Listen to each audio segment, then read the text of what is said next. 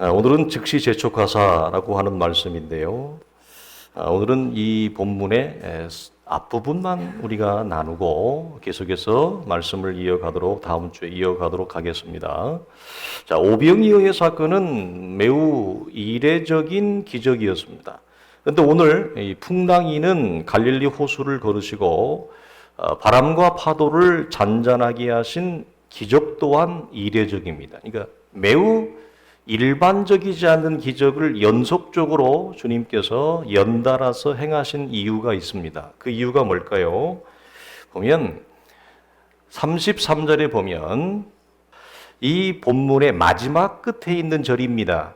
주님께서 이 놀라운 기적을 행하신 두 개의 연속적인 기적의 목표가 어디 있느냐면 모든 사람들이 예수 그리스도에 대한 참다운 신앙의 고백에 이르게 하기 위함이었어요. 그래서 이 두 개의 기적을 이어서 보이셨다라고 하는 것입니다. 여러분, 성도의 삶이라고 하는 것은 기적이 일어날 수밖에 없는 삶이고 더 정확하게 말해서 이미 기적이 일어난 삶입니다. 그러니까 기적이 일어난 삶의 결과물을 우리는 그 기적 위에 걷고 있다. 이것이 성도가 걸어가는 믿음의 걸음이에요. 그래서 현재도 우리는 기적 가운데 있는 것입니다. 과거에 일어난 기적이 기적으로 끝난 것이 아니라 지금도 기적이 우리의 삶에 진행되어지고 있어서 우리는 기적을 우리는 일으키고 기적 위에를 걸어가고 있다. 우리는 그렇게 말을 할 수 있습니다. 우리는 여기서 한 걸음 더 나아갑니다. 이제 성도는 기적이 머무는 삶에서 표적을 행하는 삶으로 나아가도록 우리는 영적인 구조가 그렇게 되어져 있어요. 무슨 말이냐면 기적이 기적으로 끝나고 표적을 발견하지 못한다면 기적은 더 이상 의미가 없습니다. 왜냐하면 그 기적은 더 이상 기적되지 못하는 이유는 사람은 연약하기 때문에 자기 속에 일어난 기적과 은혜를 소실합니다. 잃어버린다는 얘기입니다. 그래서 기적이 표적으로 이어지는, 연속적인 기적이 이어지는 것처럼 기적이 표적으로 이어지지 아니하면 기적은 더 이상 내 삶에 아무런 역할을 하지 못한다. 그래서 기적이 표적으로 나아가는, 즉 표적을 행하는 삶이 되어야 돼요. 그래서 성도의 삶이 기적에 안주하지 아니하고 은혜에 안주하지 아니하고 은혜가 진리가 되어지는 삶으로 행사되어지고 기적이 표적을 행사하는 완성의 차원에서 나아가는 것. 이것이 하나님이 우리에게 은혜를 베푸시고 오늘 본문의 오병이어라고 하는 그 일반적이지 않는 하늘에서 먹을 것이 떨어지는 여러분 상상할 수 없는 일들을 하나님이 일으키셨고 풍랑이는 바다 위를 걸어오시는 거예요. 우리 다음 주 나누겠습니다만 이미 제자들이 이 주님하고 헤어진 지가 거의 한 적어도 6시간에서 9시간이 되어져요. 그러니까 밤 4경쯤에 주님은 따로 가서 기도하고 계시는데 그 먼 거리, 칠흑 같은 새벽, 밤 4경, 새벽 시간이라 이 말이에요. 그 말이 우리말로 번역하면 그 새벽 시간에 풍랑이 있는 파도, 갈릴리 호수는 풍랑이 일면 파도의 높이가 2.5m에서 3.5m예요. 지금같이 항법장치, GPS도 없는 시절에 예수님이 기도하고 있는 장소에서 제자들이 지금 파도 때문에 앞으로 나아가고 있지 못하는 거리가 적어도 5km 이상 떨어져 있는 곳에 주님이 3.5m 파도를 치는 그 풍랑이는 새벽에 바다 위를 걸어가시는 거예요. 그 파도를 피하고 타고 뭐 서핑을 했는지는 모르겠습니다만 정확하게 가셔요. 내비게이션도 없는데 GPS도 없는데 그 먼 곳에서 제자들이 살려달라는 소리를 주님이 들으십니다. 여러분 놀라운 거예요. 하나님의 은혜가. 주님은 정확하게 갔어요. 제자들이 있는 곳에. 그런 기적의 연속적인 은혜를 행하시는 것은 뭡니까? 그 은혜를 받고 은혜 안에서 함몰되어져서 은혜가 좋다라고 머무는 자리가 아니라 기적에서 표적을 행하는 자로 나아가는 거예요. 그래서 성도는 표적이 되는 삶을 살아야 돼. 그러니까 우리가 무슨 말이냐면 우리가 그리스도 안에 존재 자체가 뭐냐면 표적이 된 자예요. 표적은 뭡니까? 하나님의 살아계심, 하나님의 역사하심, 하나님의 위대하심, 하나님의 아들 되심을 나타내는 사인이에요. 이정표예요. 그러니까 우리가 가는 곳마다 우리를 통해 무엇이 드러나야 돼요? 하나님의 아들됨이 드러나는 거예요. 그게 표적되는 삶이에요. 기적에서 멈추면 나는 기적은 받았지만, 나는 은혜는 받았지만 나의 삶을 통해 무엇이 드러나지 않아요? 예수 그리스도가 드러나지 않고 하나님의 나라가 드러나지 않는단 말이에요. 그러니까 기적이 표적이 될 때 내가 어디에 있든지 무엇을 하든지 나를 통해서 무엇이 하나님의 나라의 본질이라고 하는 놀라운 은혜와 역사와 진리가 드러나는 그리스도의 향기와 대사로서 내가 뭐죠? 서 있는 거예요. 그래서 성도의 본질이라고 하는 것은 은혜와 진리를 소유한 자의 삶이고 기적과 표적을 받고 행하는 자라고 하는 놀라운 하나님의 나라에 살아있는 이정표예요. 그래서 우리가 가는 곳에 어두움이 빛으로 바뀌는 거예요. 우리가 가는 곳에 사망이 생명으로 바뀌는 역사가 왜 일어나요? 기적을 내가 여러분 간직하고만 있으면, 복음의 권세와 능력이 내 안에 머물고만 있으면 어떻게 여러분 어두움이 물러가고 어떻게 사망이 생명으로 바뀝니까? 이걸 나타내는 자가 돼야죠. 복음은 하나님의 계시라. 계시가 내 안에 들어오면 나 또한 그 계시의 빛을 드러내는 자, 그 계시를 행하는 자로 서 있는 거죠. 그래서 성도의 존재됨이 뭐냐? 우리는 빛과 소금이라 이 말이에요. 그런 차원에서 표적이 된 자예요. 그걸 소유한 자예요. 이 차원까지 우리는 나가는 겁니다. 놀라운 것입니다, 여러분. 그냥 어릴 때는 은혜 받는 것이 우리에게 너무너무 절실히 필요합니다. 은혜를 받아야 살죠. 은혜를 받아야 우리가 살아갈 수 있기 때문에 그렇습니다. 그러나 이제는 은혜를 받은 것에 머물러 있지 아니하고 그 은혜를 뿌리는 자, 행하는 자의 삶으로까지 나아가는 놀라운 은혜를 우리가 이 사건을 통해 보게 되어진다. 그래서 우리 성도들이 이 사실을 깊이 좀 묵상했으면 좋겠어요. 이것은 골로새서 2장 3절에 있는 말씀처럼 그 안에는 지혜와 지식의 모든 보화가 감추어져 있느니라 라고 하는, 이 안에 하나님의 자녀가 이 땅에서 가져야 될, 누려야 될, 맛보아야 될 모든 영적인 자산과 자원이 이 안에 다 주님이 담아서 우리에게 주신 거예요. 문제는 어디에 있느냐? 이걸 여느냐 열지 않느냐는 어디에 있습니까? 내게 일어난 위대한 하나님의 구원, 그리스도의 구원을 내가 직시하고 바라보고 묵상하며 그 그리스도의 구원을 두드리고 찾느냐의 여부에 있어요. 내게 일어난 말할 수 없는 위대한 그리스도의 구원을 간직만 하고 있으면 이것은 나에게 열어지지 않습니다. 행하지 않는다 이 말이에요. 나타낼 수 없다라고. 그래서 그리스도의 구원을 여러분이 묵상할 때 이 땅을 걸어가는 동안 이것만큼 성도의 영적인 자양분이 될 수 있는 게 없습니다. 자, 오늘 본문으로 들어가면 오늘 주님의 마음은 급하시죠. 급한 이유는 왜 그러냐면 주님이 손수 뒷마무리를 다 하세요. 제자들은 급히 보내요. 이런 겁니다. 식사를 했는데 주님이 손수 설거지를 하시고 제자들은 얼른 짐 챙겨서 집으로 돌려보내는 그런 그림이에요. 왜 여러분 주님이 같이 동행하시지 않고 제자들만 이렇게 여러분 따로 보내셨을까? 23절은 이렇게 얘기합니다. 기도하기 위함이었다. 자, 그러면 주님은 당신이 손수 설거지까지 하시면서 급히 보내신 이유가 기도가 전부였을까? 주님은 기도라고 하는 명분을 내세우지만 또 다른 의중과 의도를 이 안에 함축하고 있습니다. 그것이 뭐냐? 두 가지인데요. 첫 번째는 이겁니다. 요한복음 6장을 보게 되어지면 이렇게 나와 있어요.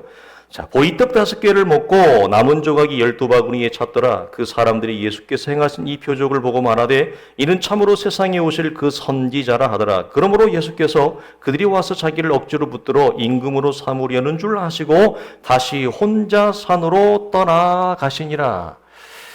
사람들이 여러분 예나 지금이나 제일 절실한 게 뭐예요? 먹고 사는 문제입니다. 여러분 2만 명이 넘는 사람의 먹거리를 단박에 해결했습니다.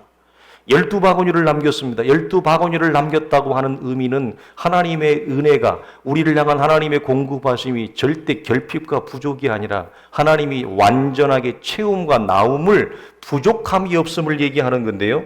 여러분, 그것들을 보고 사람들이 환호하기 시작했습니다. 그래서 예수 그리스도를 억지로 잡아서 왕으로 삼으려고 했는데, 그 왕으로 삼는 목적이 뭐예요? 먹고 사는 경제적인 문제를 해결해 줄 왕으로 그들이 원했던 거죠. 그러나 주님은 이렇게 말씀합니다.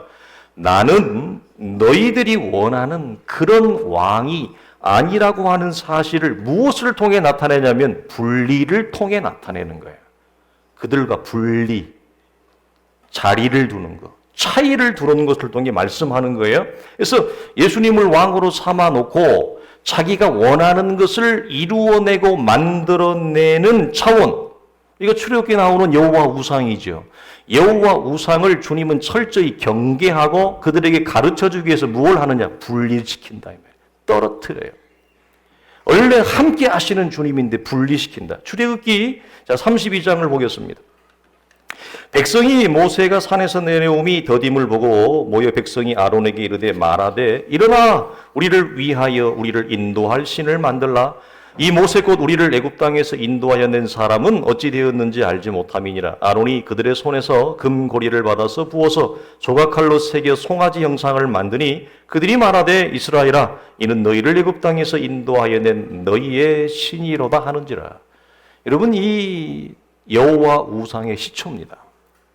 지금까지 자기들이 하나님의 은혜와 기적을 다 경험해 놓고 이 사람들이 하는 말이 뭐라고요? 우리를 위하여 신을 만들어내라. 아론이 종용하자 아론이 이걸 차단시켰어야 되는데, 중요한 거예요, 여러분. 우리 교회에서 앞으로 여러분 중직자들이 세워질 자들이 갖는 중요한 안목이에요. 복음과 기독교 신앙에 무지한 자들이, 그들은 자기의 소리를 합니다. 그럴 때 왜 교회의 장로님이 영적으로 실력이 있어야 되느냐? 성경적 분별이 없으면 하나님의 소리를 따라가지 않고 그들의 군중, 무리의 소리를 따라서 그들에게 맞추어 줘요. 그게 뭡니까? 그게 여호와 우상의 시초입니다. 만약 여기서 아론의 그 장로의 역할을 잘했으면 여호와 우상은 일어나지 않을 수도 있었습니다. 모세가 하나님 앞에 올라가 있는 동안에 이들이 하나님의 은혜와 기적을 경험해 놓고도 우리를 위한 또 다른 신을 만들어내는, 이들이 원하는 게 뭡니까? 자기들의 입맛에 맞는, 자기들의 원함을 해결해 줄 수 있는 존재를 만들, 그것이 금송아지 사건이었습니다. 여러분, 예나 지금이나 이 어려움은 지금도 우리 속에 있습니다. 여러분, 이거 쉽지 않습니다. 이걸 여러분 어떤 분들은 쉽게 얘기해요. 굉장히 믿음이 있는 척 얘기하는데, 먹고 사는 문제와 떡의 문제와 생명의 떡, 사람이 떡으로만 살 것이 아니요 하나님의 입에서 나오는 모든 말씀으로 살 것이니라, 이 육체의 떡에서 생명의 떡으로 여러분 넘어가는 이 신앙의 간격과 거리는 그렇게 쉽지 않습니다. 여러분, 굉장히 오래 걸립니다. 생각보다. 우리를 흔들러 놓는 게 여러분 생명의 떡입니까? 육신의 떡입니까? 우리가 어디에서 여러분 많이 흔들립니까? 생명의 떡? 그 사람은 대단히 훌륭하신 분이고요. 우리는 육신의 떡에서 여러분 흔들립니다. 거의 대부분 그래요. 육신의 떡의 문제에서 생명의 떡의 문제로 여러분 이렇게 이동하는 게 구원이에요. 그게 여러분 은혜예요. 그게 표적이에요. 그래서 예나 지금이나 어려운 건 뭐예요? 사람들에게 가장 절박한 것은 먹고 사는 현실의 문제이기 때문에 예수 그리스도를 왕으로 세워놓고 우리를 위한 신으로 세워놓고 자신의 현실적인 문제를 해결하는 해결자로서의 왕으로 세워놓고자 하는 거예요. 그건 예전에도 있었고 지금에도 있다. 구원을 담지만, 구원을 말하지만 그 구원을 들어가서 보면 어떤 구원이에요? 하나님의 아들로서 우리를 죄와 사망에서 건져내는 영적인 구원을, 참다운 구원을 얘기하는 것이 아니라 우리의 현실의 결핍과 부족을 채워주고 우리의 현실적인 아픔과 갈등을 해결해 줄 철저히 현세적인 구원, 예수를 통해서, 이것이 여호와 우상 아닙니까? 특히 제자들이 군중의 잘못된 영향력 아래 들어가지 않도록 하기 위하여 주님은 일종의 특종의 차단을 하는 겁니다. 그래서 급히 서두른 거예요. 왜 주님이 급히 재촉했느냐? 성급하신 주님이 아닌데, 성경을 보면 예수님은 여러분 급한 모습이 그렇게 많이 보이지 않습니다. 이례적이에요. 근데 두 개의 표현을 다 써요. 급히 재촉했다라고 하는 말은 뭐냐면 이 동사가 제자들은 예수님과 떨어지고 싶지 않은 거예요. 마치 자녀가 엄마랑 떨어지고 싶지 않은 거랑 마찬가지예요. 엄마 곁에 붙어 있고 싶은 거예요. 그런데 예수님이 강제로 억지로 띄어서 내보낸 거예요. 왜 그토록 주님이 강한 분리를 했느냐? 여러분, 군중의 수는 어마어마합니다. 분명히 2만 명을 넘었을 것입니다. 먹은 자의 수가 5천이니까 제자들은 겨우 12입니다. 여러분, 2만 명 대 12수는 여러분 감히 상상할 수 없는 여러분 세력이죠. 여러분, 이때의 제자들의 믿음의 상태라고 하는 것이 군중이나 별반 다를 게 없어요. 제자로 부름을 받았지만, 주님을 따라다니지만 예수 그리스도에 대한 이해와 소견이 군중이나 제자들이나 별반 여러분 차이가 없어요. 어떻게 이해합니까? 예수 그리스도를 생명의 떡, 참된 만나이신 하늘로부터 온 구원자로 이해하는 것이 아니라 제자들도 동일하게 먹거리를 해결해 줄, 현실 문제를 해결해 줄 예수 그리스도로 그들은 이해하고 받아들였어요. 어떻게 할 수 있느냐? 자, 마태복음 16장 봅시다. 주님 이렇게 말씀합니다. 너희가 아직도 깨달지 못하느냐? 떡 5개와 5,000명을 먹이고 주운 것이 몇 바구니며 떡 7개로 4,000명을 먹이고 주운 것이 몇 광줄이었는지를 기억하지 못하느냐? 어찌 내 말한 것이 떡의 관함이 아닌 줄을 깨달지 못하느냐? 오직 바리새인과 사두개인들의 누룩을 주의하라 하시니 그제서야 제자들이 떡의 누룩이 아니요 바리새인과 사두개인들의 교훈을 삼가라고 말씀하신 줄을 깨달으니라. 여러분, 이 시점이 제자들의 믿음이라고 하는 것이 들여다보면, 액면을 열어보면 군중이나 제자들이나 별 차이가 없다 이 말이에요. 예수를 따라다니지만, 믿음을 얘기하지만 그들의 믿음의 중심에 생명의 떡이 아니라 육체의 떡이 차리하고 있어요. 왜 주님이 여러분 급히 이들을 띄어냈다고요? 그 엄청난 군중의 잘못된 생각과 사상 속에 12명의 제자의 생각이 잠식되는 건 얼마나 걸릴까요?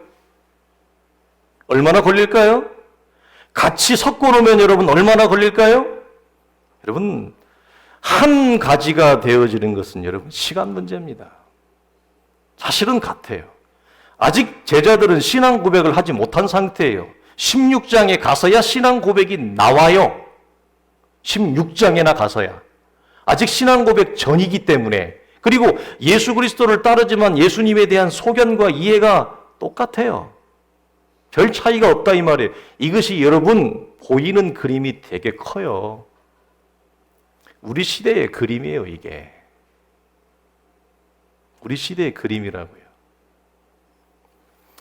자, 여러분, 제자들도 동일하게 좌우를 분별하지 못하는 이런 상태에 있었기 때문에 주님은 뭐죠? 잘못된 내용과 관점이 제자들에게 스며드는 것, 이 잘못된 누룩이라고 표현한 이 누룩이 스며드는 것을 주님은 철저히 차단하신 것입니다.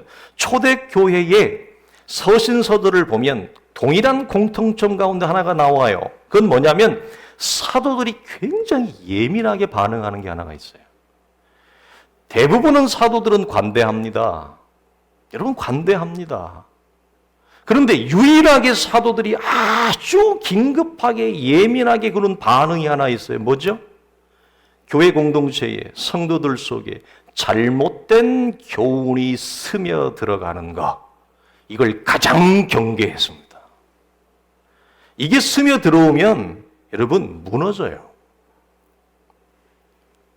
얼마 못 가요. 무서운 것입니다. 그래서 여기에 사도들이 무엇을 걸었냐면 사도의 직을 걸어요. 그리고 잘못된 가르침과 잘못된 내용을 전달해주는 그런 거짓 교사 이단들을 교회에서 철저히 축출해내는 작업들을 합니다. 왜? 여러분, 교회 사라지는 거 이거 문제도 아니에요, 여러분. 사라지는 거 문제도 아니에요, 여러분. 금방 사라져요. 무엇이? 반석 위에 바른 말씀 외에 잘못된 가르침과 내용으로 세워진다. 만약에 사라지지 않는다 하여도 여러분, 잘못된 가르침을 가지고 있는 개인이 하나 모여, 둘 모여, 셋 모여 그들이 세력이 돼서 무리가 됐다. 그건 교회입니까? 십자가는 꽂고 있어요.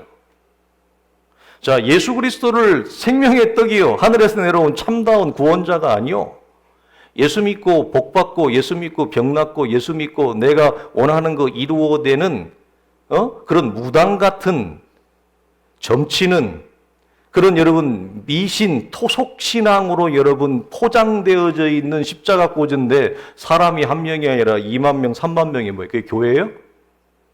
그게 교회냐고요? 여러분은 그게 교회로 보이십니까?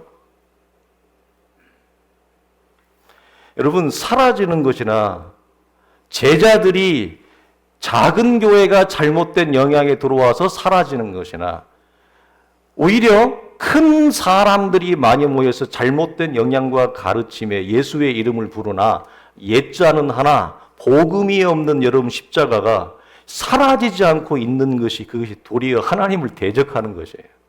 도리어 여러분 눈을 좀 열고 보면 무엇이 여러분 우리가 몸을 담아야 되고 참여해야 될지 여러분 보이는 것입니다. 그래서 주님은 이런 차원에서 뭐예요?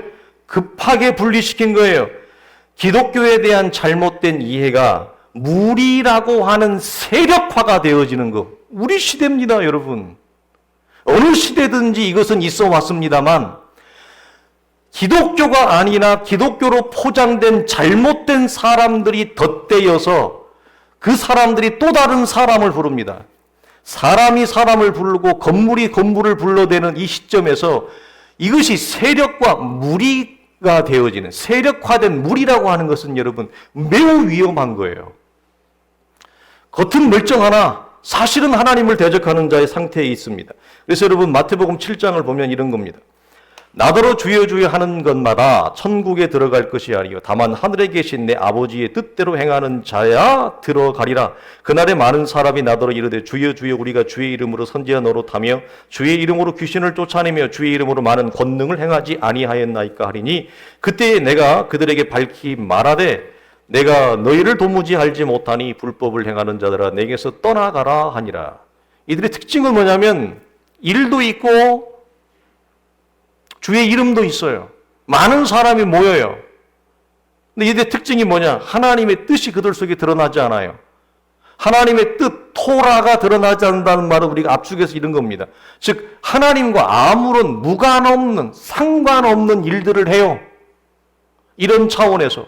그래서 세 가지의 정신이 다 살아드는데 우리가 토요 새벽기도 나누었듯이 미슈팟이라고 하는 하나님의 의가 없어요.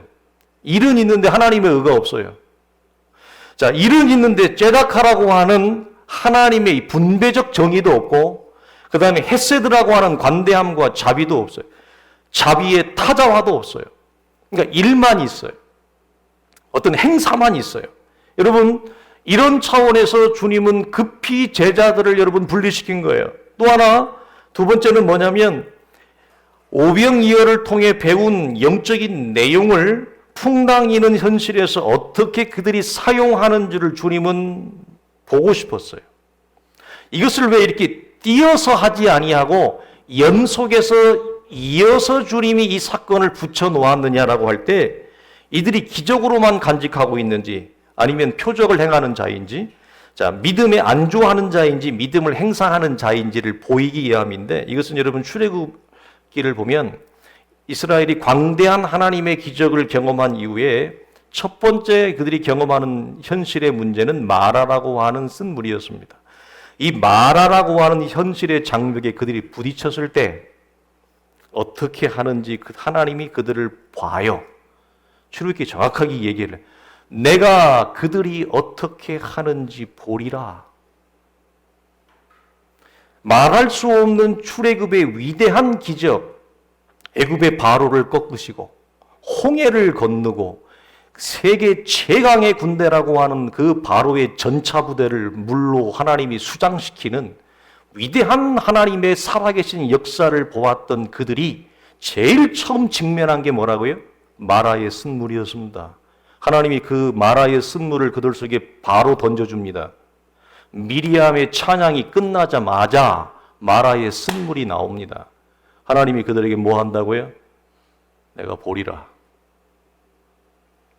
네가 이렇게 많은 나의 권능과 나의 살아계심을 네가 경험한 이후에 이 쓴물 앞에 네가 어떻게 하는지 보리라.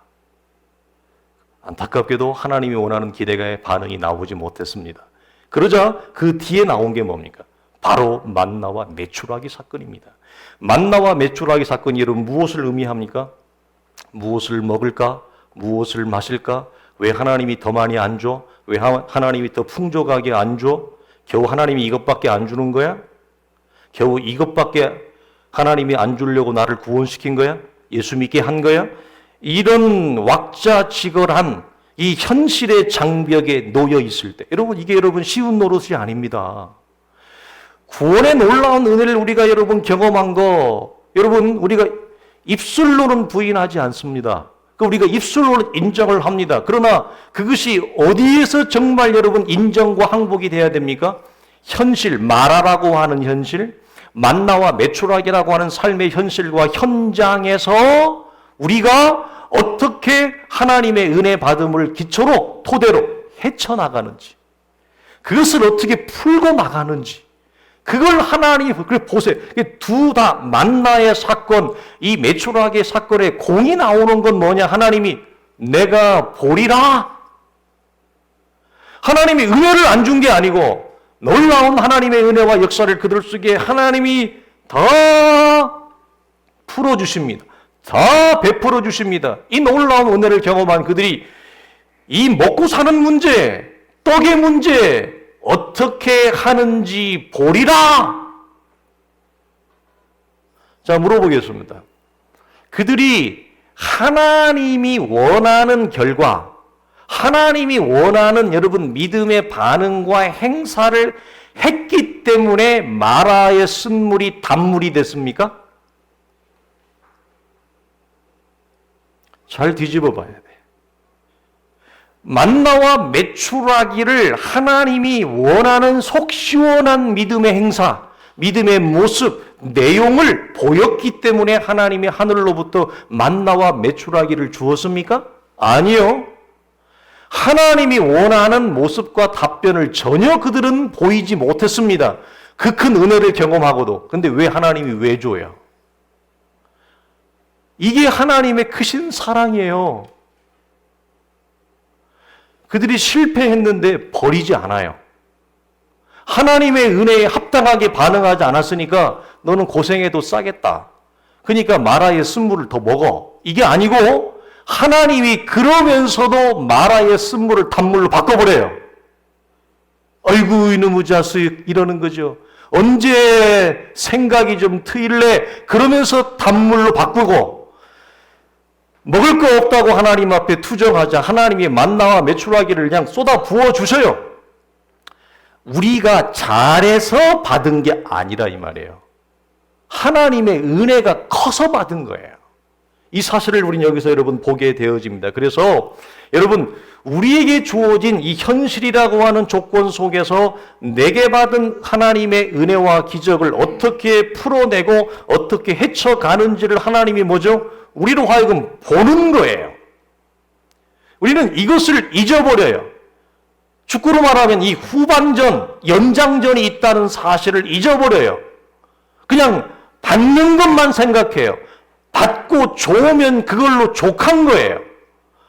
받은 것을 가지고 어떻게 풀어나가야 되고 헤쳐나가야 되는가에 이 믿음의 싸움, 이게 정말 믿음의 실전이고 믿음의 싸움인데 이 싸움에서는 우리가 안 하려고 그래요. 외면을 하거나 계산을 해서 힘들 것 같으면 그냥 도망가 버리는 거예요. 포기해 버리는 거예요. 이 싸움을 계속 우리 속에 하나님이 걸어오시는 겁니다. 걸어와요, 하나님이. 왜? 포기가 안 되잖아. 우리 교회 제일 큰 어르신이 있는데 제가 예전에 군의장로교에서 초기 때도 제가 그 설교를 했는데 저희 어머님이 지금 98세잖아요. 100세가 다 됐는데 또 저희 집에 어떤 형님 때문에 형님이 몸이 다쳐서 남은 자식들이 보아도 너무너무 딱하고 말할 게 없어서 자식들이 그랬어요. 어머님을 모아놓고 어머님 연세도 있는데 이제는 정리하고 포기하고 이 형님을 시설로 집어넣읍시다. 자식들이 다 모아서 어머님이 어떻게 이 연로하시는 상황에서 이 자식을 돌볼 수 있습니까? 시설에 집어넣자. 그랬더니 저희 어머니 뭐라고 그러는지 아세요? 내 눈에 흙이 들어가지 않았는데 이 자식을 어떻게 포기하냐?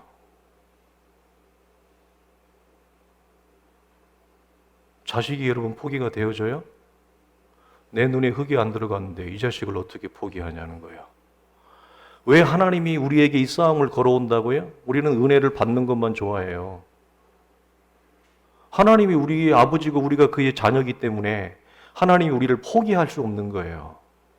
우리를 하나님의 사람으로 만들려고 당신의 영광스러운 형상으로 하나님이 우리를 빚어가려고 하나님이 오늘도 포기하지 않고 나를 찾아와서 이 싸움을 하나님이 하자고 같이 가자고 하는 거예요. 같이 가면서 실패해도 괜찮다. 넘어져도 괜찮다. 하나님이 다 주잖아요. 쓴물 단물로 바꿔주잖아요. 먹을 거 없어 만나와 메추라기 다 주잖아요. 그러면서 우리를 이끌어 가시는 거예요. 놀라운 하나님의 은혜인 것입니다. 디모데후서 우리가 잘 아는 말씀인데요. 너는 배우고 확실한 일에 거하라. 너는 내가 누구에게서 배운 것을 알며 또 어려서부터 성경을 알았나니 성경은 너희 너로 하여금 그리스도 예수 안에 있는 믿음으로 말미암아 구원에 이르는 지혜가 있게 하느니라. 모든 성경은 하나님의 감동으로 된 것으로 교훈과 책망과 바르게 함과 의로 교육하기에 유익하니 이는 하나님의 사람으로 온전하게 하며 모든 선한 일을 행한 능력을 갖추게 하려 함이라. 아멘. 첫 번째가 나오고 배우고 확실한 일에 거하라. 우리가 너는 네게서 배운 것을 잊지 말라. 알며 그럼 네게서 누구로부터 배운 바 복음의 값진 내용을 배우고 아는 것으로 머물러 있지 말고 마지막이 뭐예요? 하나님의 사람으로 온전하게 하며 또 선한 일을 행할 능력을 갖추게 하라. 이 말이 무슨 말입니까? 멈춰 있으라는 얘기입니까? 앞으로 나아가라는 얘기입니까? 하나님의 사람됨으로 앞으로 나아가라는 거예요. 그 하나님의 사람됨에서 하나님의 사람됨의 선한 능력이 나온다.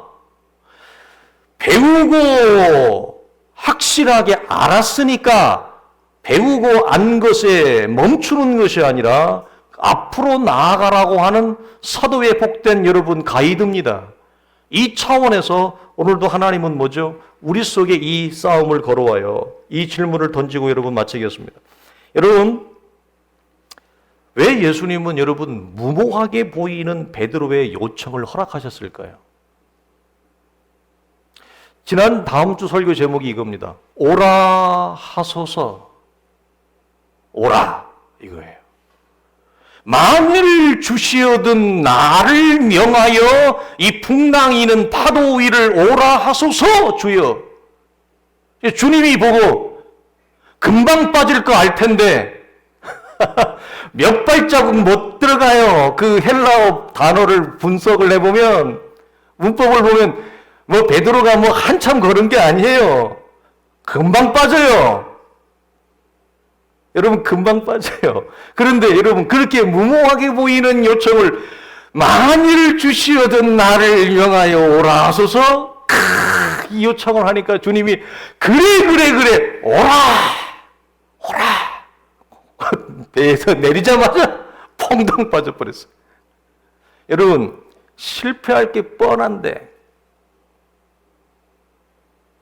빠질 것 뻔한데 왜 주님이 오는 것을 허락했을까요? 됐다 이만. 너 어차피 금방 빠져. 그냥 배 위에 있어. 이러면 될 텐데 왜 여러분 와! 그래서 풍랑이는 파도 속에 빠짐을 경험하고 그 실패와 좌절을 경험하게 하고 성경은 보면 시간차가 없어요. 베드로가 빠지자마자 주님이 나오른표에 즉시 손을 내밀어 다시 살려내는 거예요. 마라의 쓴물 즉시 단물로 바꿔버리는 거예요. 실패해도 만나와 메추라기 하나님이 즉시 주는 거예요. 우리가 잘해서 받는 게 아니라 하나님의 은혜가 그처럼 크다는 거예요. 이게 놀라운 은혜를 여러분 보게 되어집니다. 다음 주 이 은혜를 우리가 나눌 수 있기를 주의 이름으로 간절히 축원합니다. 기도하겠습니다. 하나님 아버지 감사합니다. 오늘 이 아침에도 우리 사랑하는 성도들과 더불어 복된 말씀 나누게 하시고 믿음의 복된 내용과 베드로를 통한 모습을 우리에게 보이시고 우리의 모습이나 베드로의 모습이나 군중이나 우리나 별반 다를 것이 없는 우리의 액면을 보면서 하나님의 은혜가 얼마나 큰지 하나님의 손길이 얼마나 우리를 하나님 신속하게 인도하는지를 바라봅니다. 거룩하신 아버지 하나님 우리에게 은혜와 은총을 더하여 주시어서 사랑하는 몸된 교회에 속한 모든 권속들이 이러한 내용과 복된 실력으로 나아가는 하나님 믿음을 나누고 행사하는 자로 기적과 표적을 나누고 행사하는 자로 걸어가며 우리 삶의 기적이 하나님 일어나는 것으로 끝나는 것이 아니라 표적으로 능하게 하는 자들이 되어줄 수 있도록 우리 하나님 축복하여 주시옵소서. 우리 주 예수님의 이름으로 간절히 기도하옵나이다. 아멘.